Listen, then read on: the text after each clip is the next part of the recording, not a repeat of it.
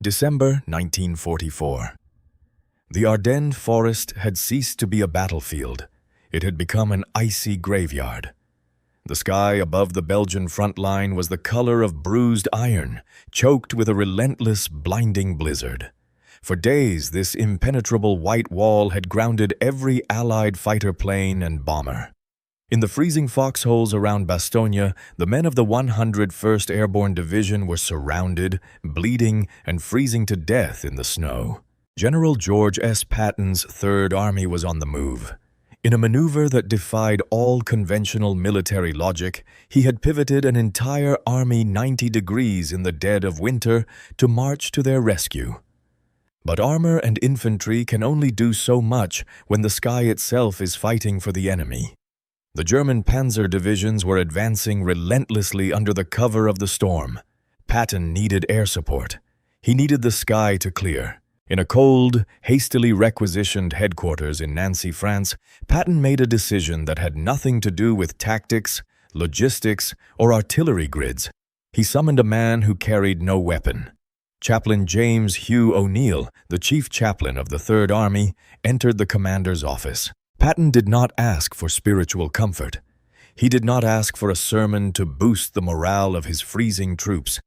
He stared at the Catholic priest and issued an order that struck at the very core of the chaplain's holy vows. "Chaplain," Patton barked, "I want you to publish a prayer for good weather." He wasn't asking for a prayer for peace. He wasn't asking for the salvation of dying souls. Patton was explicitly demanding a prayer for a clear sky, so his planes could take off and rain fire upon the German army. He was asking a man of God to pray for the perfect conditions to facilitate mass slaughter. The command post went entirely silent. O'Neill stood frozen. He had seen the horrors of war, but this was a profound theological paradox. A priest is ordained to preserve the sanctity of life and preach mercy. Now, his commanding general was ordering him to draft a petition to the Almighty to help kill fellow human beings more efficiently. The chaplain hesitated. He looked at the most feared combat general in the United States Army, a man known to ruin careers over a minor uniform infraction. "Sir," O'Neill said, his voice navigating the dangerous space between military obedience and divine law, "is it a proper thing to pray for clear weather in order to kill fellow men?" Patton stopped moving, his gaze locked onto the chaplain. The atmosphere in the room shifted instantly from military urgency to something much darker and much more dangerous. The silence in the Third Army headquarters was absolute. Outside the frosted windows of Nancy, the wind howled, a brutal reminder of the men freezing in the foxholes of Bastogne. Inside, the air was thick, suffocating under the weight of the general's unbroken stare.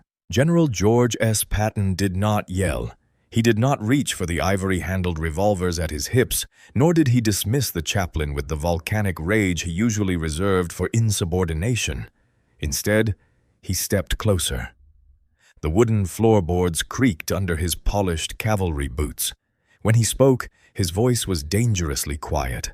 It was not the voice of a madman, but the voice of a commander who believed, with terrifying certainty, that he was an instrument of divine will. "Chaplain," Patton said, his eyes narrowing, piercing through O'Neill, "are you teaching me theology, or are you the chaplain of the Third Army? I want a prayer." O'Neill swallowed hard. The gold crosses on his collar suddenly felt impossibly heavy. He was a priest. He had spent his life studying scripture, preaching the gospel of peace, and administering last rites to boys torn apart by shrapnel. He knew the commandments, "Thou shalt not kill." Yet here stood a man asking him to weaponize the Almighty. "Sir," O'Neill attempted again, his voice steadying despite the tremor in his chest. "A prayer for clear weather so we can unleash bombers. It crosses a line. It is asking God to endorse destruction." Patton did not blink. To him, there was no moral contradiction. God was the God of battles. The Old Testament was filled with righteous slaughter, with seas parting to drown armies and walls crumbling to crush the wicked. To Patton, the Nazi war machine was the ultimate wickedness, and his Third Army was the righteous sword. "We are fighting a war against evil," Patton replied, the pitch of his voice rising just enough to command the cavernous room. "We are not fighting for a piece of land. We are fighting for the survival of human decency. You don't think God wants us to win?" He turned away, walking toward the large map table dominated by red and blue markers.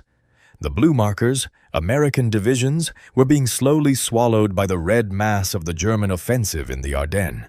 He pointed a leather-gloved finger at the map. "My men are dying in the snow," Patton said, the coldness in his tone replaced by a raw, unfiltered urgency. "They are fighting a godless enemy. They lack air cover. If we don't get the sky to clear, thousands of boys will not come home. Now, I am asking you to do your job, Chaplain, so my men can do theirs." He turned back, delivering the final blow. "I want a prayer, and I want 250,000 copies of it printed and distributed to every man in the Third Army by tomorrow." O'Neill looked at the map, then back at the general.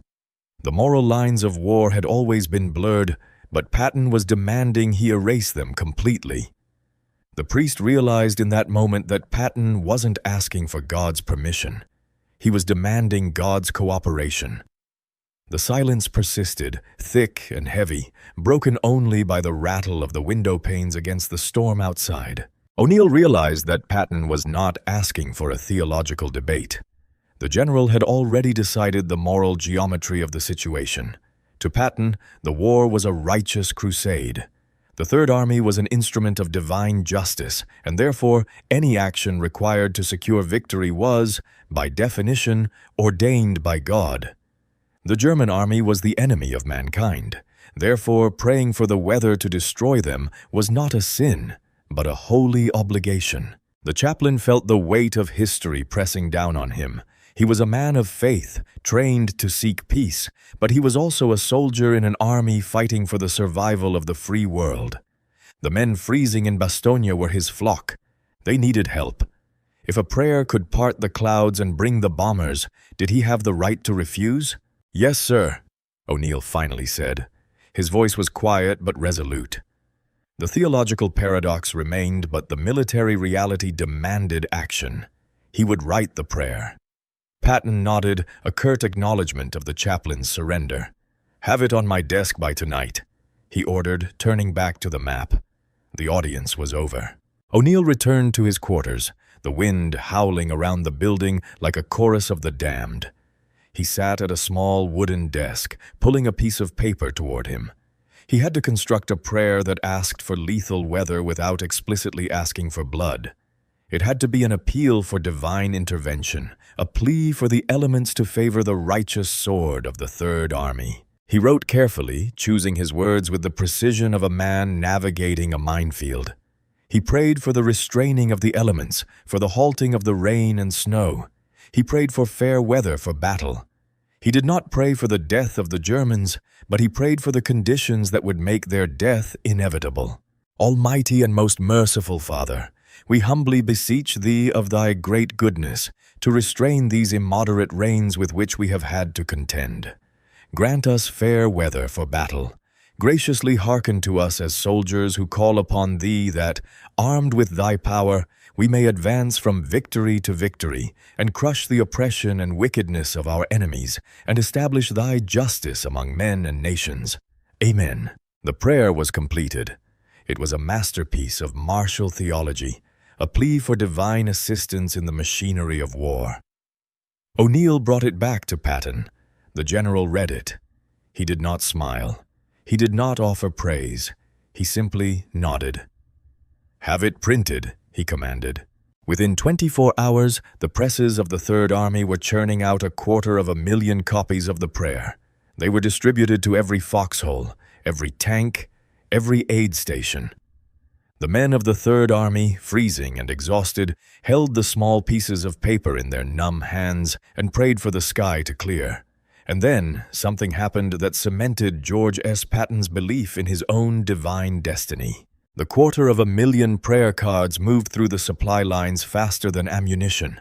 They were handed out in the chow lines, passed down into the freezing trenches of the Ardennes, and shoved into the frozen pockets of tank commanders. For the men of the Third Army, the small piece of cardboard was not just a religious artifact. It was an official military directive to appeal to the highest power. General George S. Patton had essentially ordered his men to outpray the German Wehrmacht. 75 miles to the north, the situation in Bastogne had crossed from desperate into apocalyptic. The 101st Airborne Division was completely encircled by the 47th Panzer Corps. They had no winter clothing, no medical supplies, and ammunition was so scarce that artillery crews were restricted to firing only a few rounds a day. The German commander had formally demanded their surrender, a request met with Brigadier General Anthony McAuliffe's legendary single-word defiance, nuts. But defiance alone could not stop the panzer tanks, and it certainly could not stop the freezing temperatures that were silently killing American soldiers in their foxholes. The sky remained an impenetrable, swirling vortex of gray and white. The Allied air forces, the mighty P-47 Thunderbolts and B-17 Flying Fortresses, sat completely useless on snow-covered runways in England and France. Then, on the morning of December 20th, 1944, something inexplicable occurred. The wind, which had been howling with demonic fury for a week, suddenly died. The heavy, snow-laden clouds that had smothered the Ardennes began to tear apart. Sunlight, blinding and brilliant, struck the snow-covered forests for the first time in what felt like a lifetime. The sky turned a piercing, crystalline blue. The impossible had happened. The weather had broken. In the foxholes, exhausted soldiers looked up, squinting against the sudden glare, their breath pluming in the perfectly still air. A faint, distant hum began to echo across the frozen landscape. It grew louder, transforming into a synchronized mechanical roar that vibrated in the chests of the men on the ground. High above the tree line, in perfect formation, the American bombers finally arrived. General George S. Patton stood by the window of his headquarters, watching the Allied armada streak across the cloudless blue sky. For hours, the roar of engines was deafening. Fighter bombers swooped down on the German panzer columns, tearing through their armor and breaking the back of the German offensive. The 101st Airborne in Bastogne received airdrops of ammunition, medical supplies, and food. The siege was broken. The Third Army advanced. To the men on the ground, the clearing of the weather was a stroke of unbelievable luck, a meteorological anomaly that saved thousands of lives. But to Patton, luck had nothing to do with it. He summoned Chaplain O'Neill once again. When the priest entered the room, he found Patton not staring at maps, but standing tall, his chest adorned with medals, a look of profound, almost terrifying vindication on his face. He didn't speak immediately. He walked over to his desk, picked up a small velvet box, and turned to the chaplain. "Chaplain," Patton said, his voice echoing with the resonance of a man who believed he had just spoken directly to God, and that God had answered. "You are the most popular man in this headquarters." O'Neill stood at attention, unsure of what was coming. Patton stepped forward and opened the box.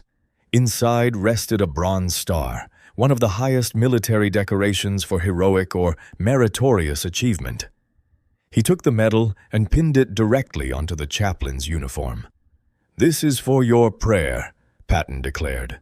O'Neill looked down at the bronze medal resting against his chest, a military commendation awarded for spiritual warfare.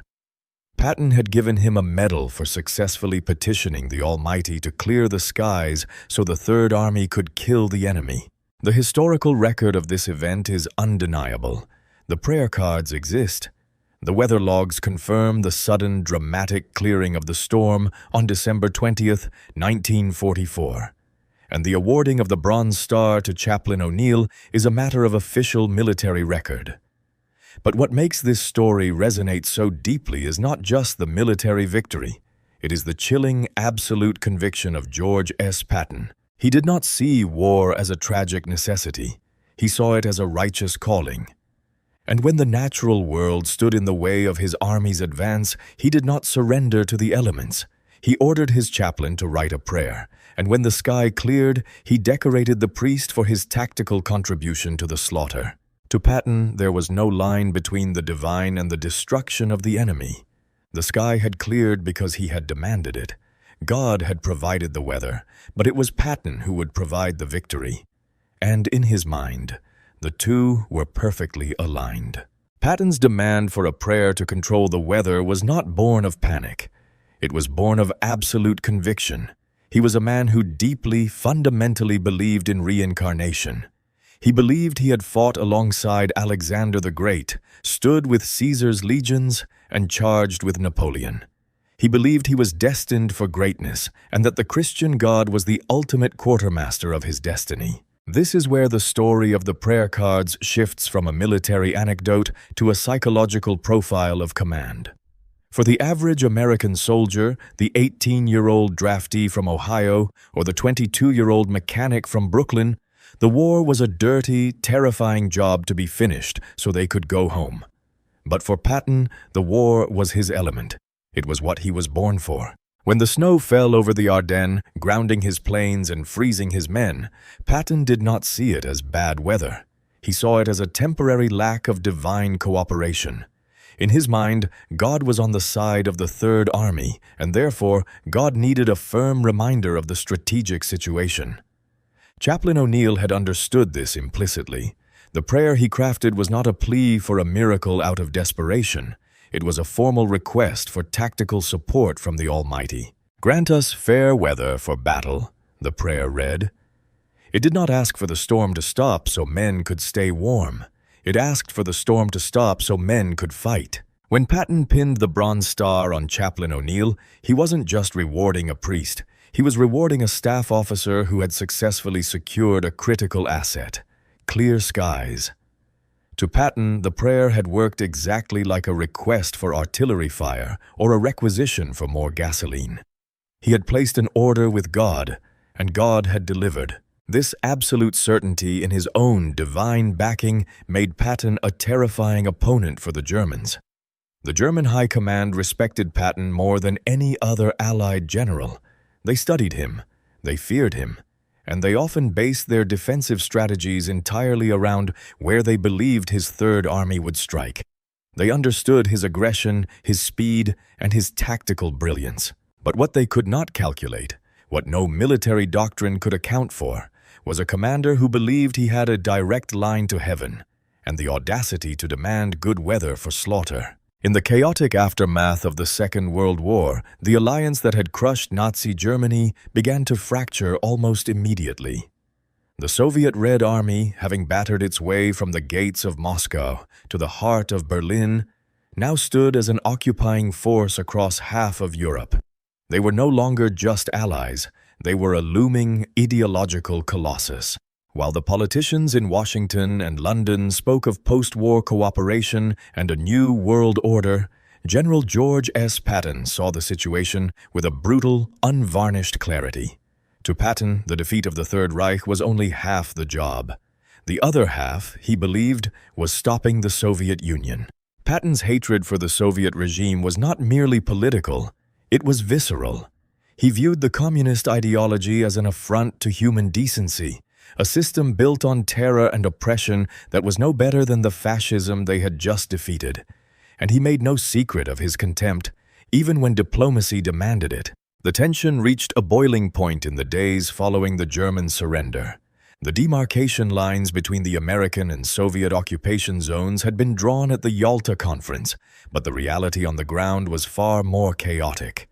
Soviet forces frequently pushed beyond the agreed-upon boundaries, testing the resolve of their Western counterparts. It was during this volatile period that an incident occurred which highlighted not just Patton's disdain for the Soviets, but his terrifying willingness to escalate a conflict to protect American honor. A unit of the Red Army, moving aggressively to secure territory, crossed into a sector currently occupied by the Third Army. The Soviet commander, operating with the arrogance of a conquering force that had lost millions of men to claim this land, refused to halt. He demanded that the American troops withdraw and cede the territory to Soviet control. When the report reached Patton's headquarters, the response was immediate. Patton did not call Eisenhower. He did not ask for diplomatic intervention from the State Department. He reacted like a cavalry officer whose camp had just been raided. Patton summoned the American commander on the ground and issued an order that could have single-handedly started World War III.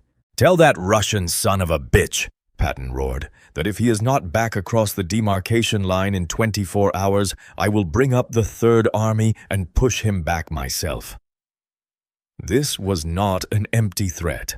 The Third Army was a highly trained, fully equipped combat force, arguably the most potent operational army in the world at that moment, and Patton was itching for a fight.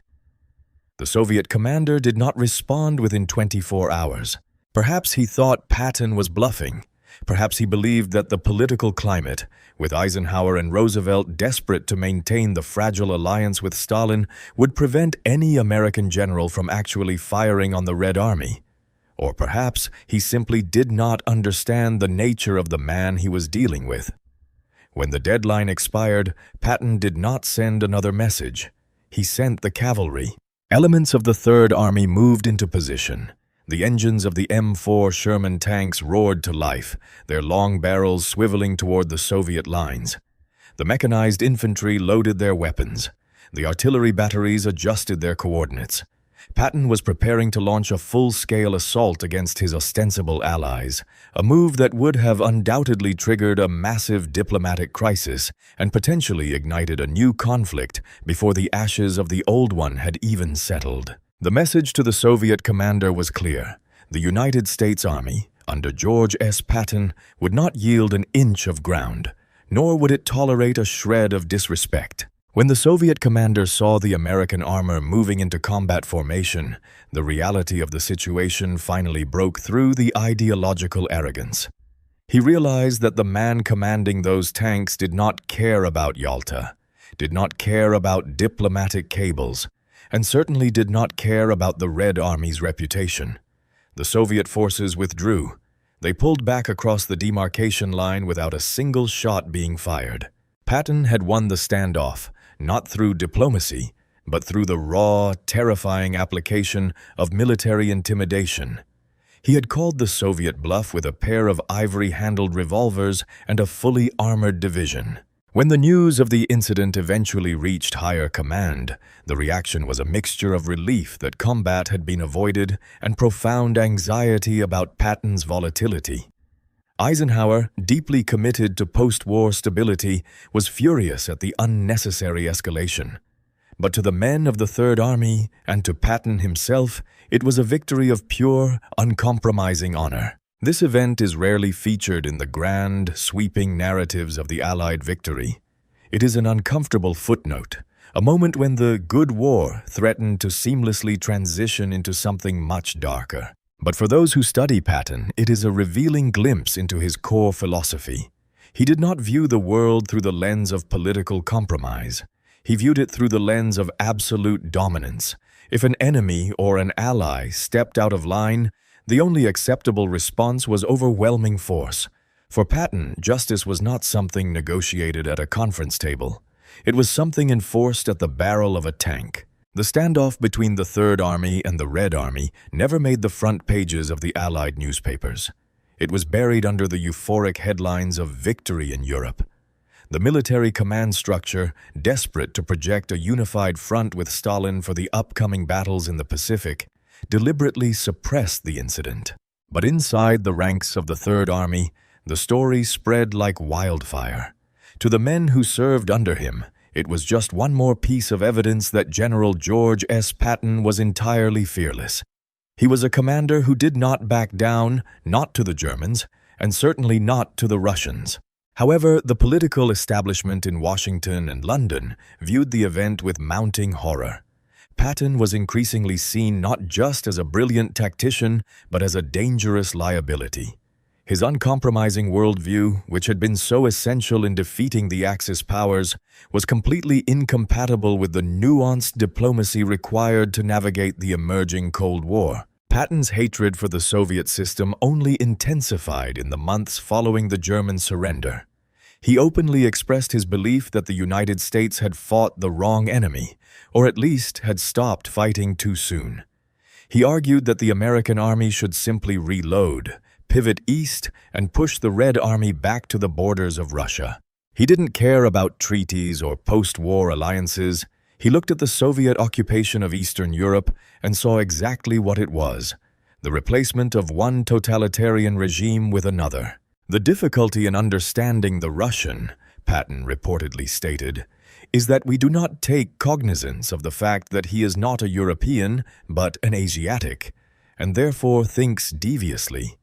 We can no more understand a Russian than a Chinaman or a Japanese, and from what I have seen of them, I have no particular desire to understand them, except to ascertain how much lead or iron it takes to kill them. These were not the words of a diplomat. These were the words of a warrior who saw the world in absolute black and white. And it was this absolute, terrifying clarity that ultimately led to his downfall. The military command could no longer tolerate a general who was actively trying to start a war with an ally. In October 1945, General Dwight D. Eisenhower, Patton's longtime friend and superior, finally relieved him of command of the Third Army. The firing of General George S. Patton from the command of the Third Army was a quiet, bureaucratic end to a career built on fire and blood. He was reassigned to the 15th Army, a paper command tasked with compiling the history of the war. It was an insult disguised as an assignment, and Patton knew it. He had survived the trenches of World War I, the deserts of North Africa, the mountains of Sicily, and the freezing hell of the Ardennes. He had commanded the most successful operational army in American history. He had looked the Soviet threat in the eye and dared them to blink. And yet, he was brought down not by an enemy bullet, but by his absolute inability to compromise his own moral clarity in a world transitioning to peacetime politics. On December 9, 1945, just months after the war ended, Patton's staff car was involved in a low-speed collision with an American military truck near Mannheim, Germany. The general, who had spent his life surviving high-explosive artillery and machine gun fire, was paralyzed from the neck down. 12 days later, he died of a pulmonary embolism. He was buried in Luxembourg, alongside the men of the Third Army who had died following his orders. The story of the prayer for the weather, much like the story of his standoff with the Soviets, remains a defining piece of the Patton legend. It encapsulates the terrifying, uncompromising nature of his leadership. When a chaplain hesitated to pray for weather that would facilitate the killing of men, Patton did not blink. He saw no moral dilemma. The enemy was evil, the Third Army was righteous. And God, in Patton's mind, was a tactical asset waiting to be deployed. We look back at figures like Patton, and we often try to sand off their rough edges. We want our heroes to be perfectly moral, perfectly diplomatic, and perfectly understandable. But George S. Patton was none of those things. He was a man built exclusively for the destruction of the enemy. The Bronze Star pinned to the chest of a reluctant priest in a freezing headquarters in Nancy is a testament to that reality. It is a reminder that the wars which shaped our world were not won by men of gentle compromise.